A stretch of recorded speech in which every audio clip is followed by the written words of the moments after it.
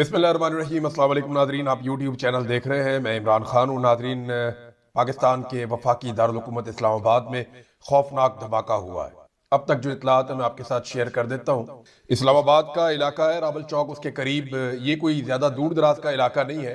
ये बाकायदा जो इस्लामाबाद के रेड जोन में इसकी आवाज़ सुनी गई है। और बहुत सारे ऐसे इलाके यहाँ करीब हैं, बड़े हसास मुकामात। और यहाँ ये रावल डैम के नज़दीक मेरी, क्योंकि एहतशाम अब्बासी साहब ने बड़ा लंबा अरसा कवरेज की है इस्लामाबाद में, मेरी उनसे बात हुई तो उन्होंने मुझे एग्जैक्ट लोकेशन जो है वो बताई कि जनाब यहाँ पे ये सानिया हुआ है। तो इस्लामाबाद में इमाम बारगाह के ऊपर खुदकुश धमाका हुआ और उस धमाके में 70 के करीब पहले बताया गया कि शहादतें हुई हैं। और ये पहले बताया था डीसी ने, लेकिन फिर उसके बाद उन्होंने अपने ट्वीट को डिलीट कर दिया। जो इन्फॉर्मेशन उन्होंने पास ऑन की थी उसे उन्होंने डिलीट कर दिया। डिप्टी कमिश्नर इस्लामाबाद ने अपनी बहुत सारी ट्वीट्स जिसमें वो धमाके के हवाले से अपडेट्स कर रहे थे, उन ट्वीट्स को एकदम डिलीट किया है। लेकिन अब तक हमारे पास जो अब मुसद्दका हुकूमत की जानिब से इतला आ रही है वो ये है कि 31 अफराद अब तक इस वाकये में शहीद हो गए हैं, इस वक्त जो डाटा हुकूमत ने दिया है। जबकि इसमें जो जख्मी है उनकी तादाद 170 के करीब है। ये अपनी नौयत का एक बड़ा खौफनाक वाकया है। और 3 माह के अंदर इस्लामाबाद में होने वाला दहशतगर्दी का ये दूसरा बड़ा वाकया है। इससे पहले नवंबर के इख्तिताम के करीब एक खौफनाक धमाका हुआ था इस्लामाबाद में, जिसमें 12 लोग शहीद हो गए थे और बहुत सारे जख्मी हो गए थे। और उस वक्त पुलिस को टारगेट करने की कोशिश की गई थी। इस वक्त जो है वो नमाजियों को टारगेट की गई है इमाम बारगाह में, जब नमाज जारी थी जुमा की। और अचानक से धमाका हुआ दूसरी रकात में और बहुत बड़े पैमाने पर तबाही हुई है। अब तक जो मुसद्दका इतलात हैं वो मैंने आपको बताई कि 31 अफराद जाँ बहक हुए हैं इस वाकये में, शहीद हुए हैं। जबकि 170 के करीब लोग जो हैं वो इसमें जख्मी हैं। मजीद लोगों की शहादतों का भी खदशा है, क्योंकि बहुत सारे लोग बड़ी तशवीशनाक हालत में यहाँ से अस्पतालों में पहुंचाए गए हैं। पिम्स अस्पताल में बड़ी तादाद में लोगों को लाया गया है। अब जो इस्लामाबाद के रहने वाले नौजवान हैं उनसे गुजारिश है कि वो खून के अतियात देने के लिए इस्लामाबाद के अस्पताल का रुजू करें, क्योंकि इस हवाले से कुछ उलमा इकराम ने और कुछ दीगर लोगों ने सोशल मीडिया के ऊपर भी ये अपील की है कि लोगों को ब्लड की जरूरत है, तो खून देने के लिए, खून के एहतियात देने के लिए अस्पतालों में आप जाएं। नाजरीन, ये वाकया जब हुआ तो उसके बाद फौरी तौर पे तो बिल्कुल एकदम खामोशी थी, लेकिन फिर मीडिया पे आहिस्ता आहिस्ता इसकी खबरें आना शुरू हुई। मीडिया इस वाकये के बारे में टिक्कर चला रहा था, इसके बारे में खबर दे रहा था। और जो डिप्टी कमिश्नर इस्लामाबाद है वो भी इसके बारे में अपडेट कर रहा था। लेकिन फिर एकदम सारा कुछ रुक गया। पाकिस्तान की मिलिट्री एस्टेब्लिशमेंट का मीडिया के ऊपर बहुत ज्यादा दबाव है और पाकिस्तान की मिलिट्री एस्टेब्लिशमेंट ने यह हुक्म जारी कर दिया है कि इस धमाके की कवरेज नहीं करनी। हालांकि माजी में इससे बहुत कम शिद्दत के, बहुत कम नौयत के धमाके होते रहे, दहशतगर्दी के वाकयात होते रहे, तो मीडिया चैनल्स अपने लोगोज इन्हें ब्लैक कर लेते थे, सयाह कर लेते थे गम के अंदर। और फिर एक मैराथन ट्रांसमिशन चला करती थी कि दहशतगर्दी का वाकयात हुआ है, लिहाजा दहशतगर्दी को रोकने के लिए पूरी कौम को इकट्ठा होना चाहिए। और फिर मीडिया अपडेट्स देता था, सूरत के बारे में आगाह करता था। लेकिन इस मरतबा मीडिया को भी मना कर दिया गया और मुबैना तौर पे जो डिप्टी कमिश्नर इस्लामाबाद हैं उनकी ट्वीट्स भी डिलीट करवा दी गई हैं। वजूहात क्या है इस पे हम बात करेंगे, लेकिन ये इंतहाई अफसोसनाक और काबिल मजम्मत सानिया है। इस वाकये में दावा किया गया आईजी इस्लामाबाद की मौजूदगी में, ये अली नासर रिजवी इनका नाम है, दावा किया गया कि उनके अपने एक रिश्तेदार भी इस वाकये के अंदर शहीद हो गए। और उस पे आईजी साहब बड़े दुख में खड़े थे जब वो वाकया एक आलिम दीन उनके साथ खड़े होकर बता रहे थे कि इनका अपना रिश्तेदार जो है वो इस वाकये के अंदर मारा गया, शहीद हो गया। तो आईजी साहब जो है वो भी बड़े दिल गिरफ्ता है, बहुत परेशान है। लेकिन हैरत अंगेज तौर पे इसकी 3-4 चीजें मैं आपके सामने रखना चाहता हूँ। एक तो ये दहशतगर्दी का वाकया दूसरा है और इस्लामाबाद में हो रहा है, और उस वक्त हो रहा है जब उज्बेकिस्तान के सदर पाकिस्तान में मौजूद है। तो हमारी इंटेलिजेंस एजेंसियां कहां हैं, यह है सबसे बड़ा सवाल। पाकिस्तान 25 करोड़ अवाम का मुल्क है, दुनिया की बेहतरीन फौजों में से एक फौज हमारे पास है। हमने बेशुमार बजट अपनी इंटेलिजेंस के लिए एजेंसियों को दे रखे हैं, वो इंटेलिजेंस एजेंसियां कहां गई? ये सवाल जब हमने बलूचिस्तान के हवाले से पूछा तब कहा गया ये गद्दार है। जब ये सवाल हमने कई मौकों पर पूछा तो कहा गया ये गद्दार है। जब कबायली इलाकों में दहशतगर्दी बढ़ी हमने तब ये सवाल पूछा, कहा गया ये गद्दार है। हमने जब ये पूछा कि बॉर्डर क्रॉस करके दहशतगर्द पाकिस्तान में कैसे आते हैं, जब ये सवाल पूछा तो कहा गया ये गद्दार है। और अब इस्लामाबाद में दूसरा दहशतगर्दी का बड़ा वाकया 3 महीने के अंदर हो गया, और ये तो इंतहाई खौफनाक वाकया है जिसके आदाद शुमार अभी सामने आएंगे। अब इतने बड़े वाकये के बाद पाकिस्तान की इंटेलिजेंस एजेंसीज की नाकामी के ऊपर सवाल ना उठाया जाए तो क्या किया? कोई भी मुहिब्बे वतन पाकिस्तानी होगा, कोई भी ऐसा पाकिस्तानी जो पाकिस्तान से वफादार है, वो ये सवाल जरूर पूछेगा कि इतना पैसा हम खर्च करते हैं, हमारी इंटेलिजेंस एजेंसियां दहशतगर्दी के वाकयात को रोक क्यों नहीं पा रही? खैबर पख्तूनख्वा में दहशतगर्दी हो रही है, नहीं रोक पा रही। बलूचिस्तान में लगातार दहशतगर्दी बढ़ती चली जा रही है, हत्ता कि पूरी एक ट्रेन को काबू कर लिया दहशतगर्दों ने, पूरी ट्रेन यरगमाल बना ली और वहां कत्लेआम किया, एजेंसियां कुछ ना कर पाई। उसके बाद जो है वो 12 शहरों के ऊपर एक साथ अटैक कर दिया गया और अक्सर किसी ना किसी शहर को यरगमाल बना लिया जाता है। पूरा का पूरा बलूचिस्तान जो है वो नो गो एरिया बना हुआ है, आप सड़कों पे ट्रेवल नहीं कर सकते, आप एक इलाके से दूसरे इलाके में जा नहीं सकते, शाम के वक्त आप कोयटा से बाहर नहीं निकल सकते, आप कोयटा के अंदर दाखिल नहीं हो सकते, बसें बंद कर दी जाती हैं, ट्रेनें बंद कर दी जाती हैं, इंटरनेट बंद कर दिया जाता है। इतनी बदतरीन सूरत हाल है और पाकिस्तान की इंटेलिजेंस एजेंसियां मुकम्मल तौर पे नाकाम हो चुकी हैं। उन्हें चाहिए कि कोई जिम्मेदारी तो ले इस बात की, भाई जो लोग अभी काम कर रहे हैं वो लोग जिम्मेदारी लें और दूसरे लोगों को जिम्मेदारी दे दें। अगर आपसे काम नहीं हो रहा या आप परफॉर्म नहीं कर पा रहे या आपके ऊपर कुछ और दबाव है तो आप साफ बात करें और जिम्मेदारी किसी और को दें। पूरी दुनिया में ऐसे ही हो, दुनिया में जहां पे भी दहशतगर्दी के वाकयात होते हैं, इंटेलिजेंस अफसरान और इंटेलिजेंस एजेंसियां वो उनकी जिम्मेदारी लेती हैं और ना सिर्फ वो जिम्मेदारी लेते हैं बल्कि उसके बाद वो इस्तीफे भी देते हैं जिम्मेदारी लेने के बाद, या उन्हें नौकरियों से हटा दिया जाता है। लेकिन पाकिस्तान में ऐसा कुछ नहीं हो रहा क्योंकि इंटेलिजेंस एजेंसियों की सारी तवज्जो इस वक्त पॉलिटिकल मामलात के ऊपर। आप गौर करें ना, पीटीआई को जलसा नहीं करने देना, इनकी हड़ताल की कॉल को नाकाम बनाना है, इमरान खान को कैसे कमजोर करना है, इमरान खान को कैसे मारना है, इमरान खान को कैसे दीवार के साथ लगाना है, ईमान मजारी को कैसे जेल के अंदर डालना है, उस पर तशद्दुद कैसे करना है, सोराब बरकत को अंदर रखने के लिए मजीद कौन से मुकदमा दर्ज करने हैं, अरशद शरीफ का केस कैसे खत्म करवाना है, आईनी तरामीम कैसे करवानी है। यानी यहाँ पे सारा का सारा मामला इंटेलिजेंस एजेंसियों का जुड़ा है सियासी मामले के साथ। जो दहशतगर्दी को कंट्रोल करने के लिए उनका पूरा एक मैकेनिज्म काम करता था, ऐसा लगता है कि वो कहीं सो गया या वो काम ही नहीं कर रहा। इतनी तेजी से दहशतगर्दी पाकिस्तान में बढ़ रही है और कोई जिम्मेदारी तो लेने वाला हो ना।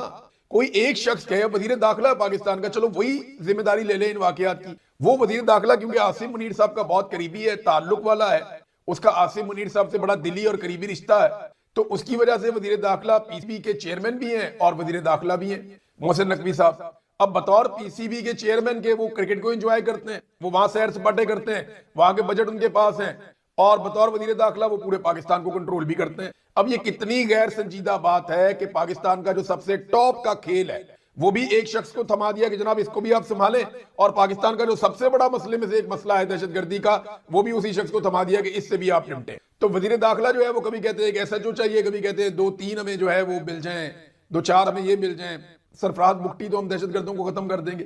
लेकिन अपनी जिम्मेदारी का एहसास नहीं, अपनी जिम्मेदारी का बिल्कुल एहसास नहीं है। हर चीज को बिल्कुल गैर संजीदा तरीके से कर रहे हैं, हर चीज को वैसे कर रहे हैं जैसे कोई दिमाग के बगैर आदमी होता है वो ये काम करता है। और ये मार्शलिज्म है, ये सोच नॉर्मल आदमी की सोच नहीं है, ये मार्शलिज्म का शिकार हो चुके। और दहशतगर्दी को कैसे दबा रहे हैं? देखिए, दहशतगर्दी को खत्म करना है तो आपको दहशतगर्दी के वाकयात रोकने हैं, टीवी चैनल्स को नहीं रोकना।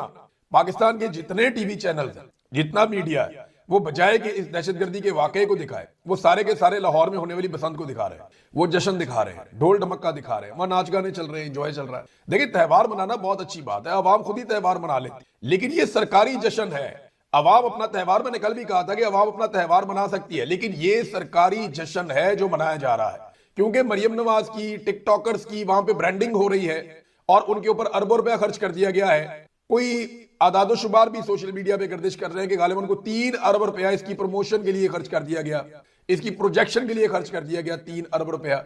और उसमें जो है वो कुछ मुआहदे भी किए गए, जनाब आप भी आ जाएं शामिल, आप भी आ जाएं, वो कंपनियां भी बीच में डाल ली गई।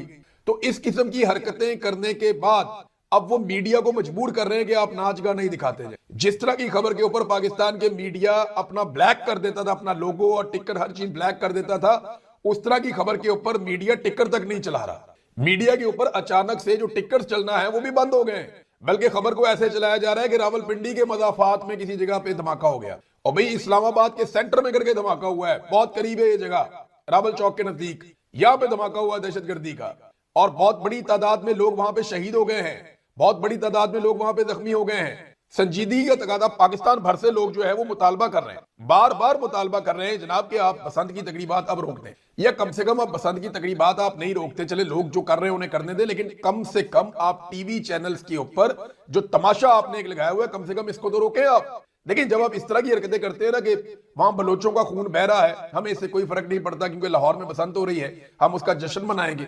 वहां पे कबायलियों का खून बह रहा है, उनके बच्चे सर्दी में ठिठर रहे हैं, हमें इससे कोई फर्क नहीं पड़ता क्योंकि हम लाहौर में जश्न मनाएंगे।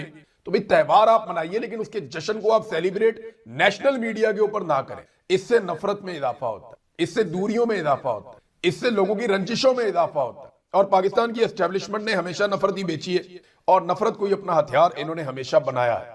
अब नाजरीन कोई जिम्मेदारी लेने को तैयार नहीं है। दहशतगर्दी के एक के बाद एक वाकयात हो रहे हैं, कोई इंटेलिजेंस ऑफिसर इसकी जिम्मेदारी लेने के लिए तैयार नहीं है। इस्लामाबाद में आप पारा में जो ऑफिसर्स बैठे हैं, या एमआई के ऑफिस में जो ऑफिसर्स बैठे हुए हैं, या बाकी जो अफसरान हैं, सेक्टर कमांडर वगैरह, क्या इन लोगों की रिस्पॉन्सिबिलिटी नहीं है कि इस्लामाबाद में अगर कोई दहशतगर्द आए तो इनको पहले से पता होना चाहिए, इनकी इंटेलिजेंस इस लेवल की होनी चाहिए। इन्हें यह जरूर पता होता है कि पाकिस्तान तहरीक इंसाफ के अंदर क्या चल रहा है, फलाने सियासतदान को कैसे इस्तेमाल करना है और कहां इस्तेमाल करना है, कौन से टॉक शो में कौन सा वाला सियासतदान जाए और कौन सा वाला जुमला कहे जिससे इमरान खान को नुकसान हो या उसकी फैमिली को नुकसान हो। इनकी तवज्जो इसी चीज के ऊपर है, इसके अलावा किसी और चीज पे नहीं है। ये आईजी अली नासर रिजवी साहब सिर्फ अपने दिल पर हाथ रख के सोचें, वो सोचें कि आज जिस दुख से वो गुजर रहे हैं, या आज जिस दुख से इस्लामाबाद के शहरी गुजर रहे हैं, क्या ये सच नहीं है कि कुछ अर्सा पहले यही इस्लामाबाद के डी चौक से यही आईजी था इस्लामाबाद का, और लोग अपने प्यारों की लाशें उठाकर ले गए थे, जिनका मुकदमा तक दर्ज नहीं होने दिया पुलिस ने। क्या ये सच नहीं है कि यहाँ पे लोगों की बहुत तजलील की गई इस्लामाबाद में सिर्फ उनके रंग और उनकी जबान की बुनियाद के ऊपर, उनकी नस्ल की बुनियाद के ऊपर? क्या ये सच नहीं है कि कश्मीरियों और पश्तूनों को यहाँ पे नाकों के ऊपर जलील किया गया? क्या ये सच नहीं है कि आपने एक पॉलिटिकल पार्टी को कुचलने के लिए अपनी तमाम ताकत लगा दी ताकि बड़े लोग आपसे खुश रहे? मैं बार बार ये कहता रहा कि बारी बारी सबकी बारी। ये जो जजेस आज बगले बजा रहे हैं, इंजॉय कर रहे हैं, बड़ी बड़ी सीटों पे बैठे हुए हैं, ये नाइंसाफी और जुल्म इनके दरवाजों और इनके घरों तक पहुंचेगा। ये मेरी बात आप लिख कर रख लें। ये जितने पुलिस वाले जुल्म कर रहे हैं, जुल्म के आलाकार बने हुए हैं, ये आग आपके घर तक पहुंचेगी। ये जो सहाफी आज ताशे बजाते हैं, खुशियां मनाते हैं और हर जुल्म के ऊपर जो है मजे ले लेकर मिर्च मसाले लगाकर वो सुनाते हैं, याद रखिएगा ये जुल्म आपके घर तक भी पहुंचेगा, क्योंकि बारी बारी सबकी बारी। अगर आपने पाकिस्तान की एस्टेब्लिशमेंट का रास्ता ना रोका और पाकिस्तान में सिविलियन सुपरमेसी ना लेकर आए, तो ये चीज बढ़ती चली जाएगी और बढ़ते बढ़ते वहां तक चली जाएगी कि फिर ये अनकंट्रोलेबल हो जाएगी। आज भी मौका है, अपना किबला दुरुस्त करें। नाजरीन, लोगों की जानिब से बार बार ये मुतालबा आ रहा है कि बसंत की तकरीबात जो है वो मुअत्तल कर दीजिए, बाद में आप बसंत मना लें। फिर बार बार ये मुतालबा किया। अब इससे यानी ताहिर अशरफी साहब ने भी ये मुतालबा कर दिया, हालांकि वो पाकिस्तान की एस्टेब्लिशमेंट के बहुत अच्छे वफादारों में से एक हैं, बल्कि वो हर हुकूमत के वफादार रहते हैं, हर हुकूमत के लिए उनकी खिदमत हमेशा हाजिर रहती हैं। कोई भी फतवा चाहिए हो, कोई भी सहूलत चाहिए हो, कुछ भी मदद चाहिए हो, ताहिर अशरफी हमेशा हाजिर रहते हैं हर हुक्मरान के लिए। लेकिन ताहिर अशरफी साहब जैसा बंदा वो ये कहने पर मजबूर हो गया कि क्योंकि दहशतगर्दी का यहाँ एक बहुत बड़ा वाकया हुआ है, लिहाजा फौरी तौर पर बसंत की तकरीबात को मनसूख किया जाए। लेकिन मुझे ऐसा लगता नहीं है कि ये किया जाएगा, कि मरियम नवाज की ब्रांडिंग हो रही है और वो ब्रांडिंग बहुत जरूरी है। सोशल मीडिया पे दबाव लगातार बढ़ता चला जा रहा है और बसंत क्या मनाई जा रही है। बहुत सारे एरिया से लोगों ने लाहौर में तस्वीरें भेजी हैं कि चंद एरियाज में बसंत हो रही है और ज्यादातर लोग बसंत नहीं कर पा रहे। लोगों को आटे का बेचारों का, दाल का बेचारों को खाने के लाले पड़े हुए लोगों को,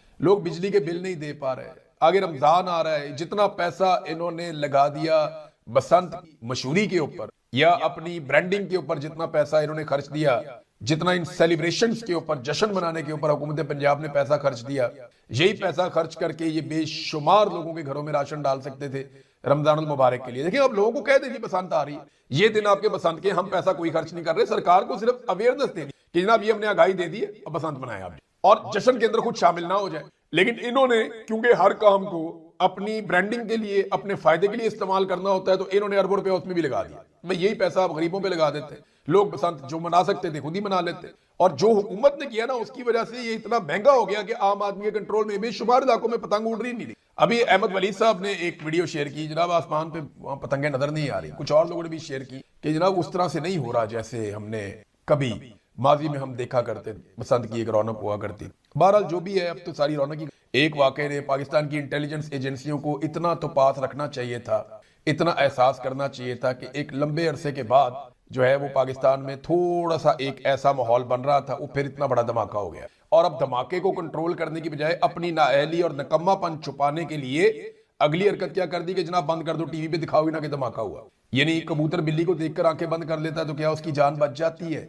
आप नजरें फेर लेंगे तो क्या हालात बदल जाएंगे? या आप आंखें बंद करके बैठ जाएंगे, आपको दिखाई नहीं देगा तो इसका मतलब है कि हालात ठीक हो गए? आपको हालात का सामना करना पड़ेगा, जैसे माजी में हम सब ने हालात का सामना किया था। इस मरतबा तो एस्टेब्लिशमेंट बहुत ही फारग नहीं, माजी के जर्नैलों ने इन चीजों का सामना किया था, चाहे जैसे भी थे, बुरे थे भले थे, उन्होंने सामना किया था। ये लोग तो हर चीज से भाग जाते हैं, किसी चीज का सामना ही नहीं करते, किसी चीज को फेस करने के लिए तैयार ही नहीं है। बहुत अफसोसनाक सूरत हाल है। एक वीडियो नादरीन गर्दिश कर रही है शफीउल्लाह जान साहब की, वो शेर अफजल मरवत के साथ। तो मैं नेक्स्ट वीलॉग में इस पर थोड़ी सी बात करूंगा, क्योंकि ये माहौल ऐसा नहीं है मैं कोई सियासी बात करूं ज्यादा। लेकिन मुझे एक वीडियो और याद आ गई जो शेर अफजल मरवत की सरताज गुल वजीर के साथ थी।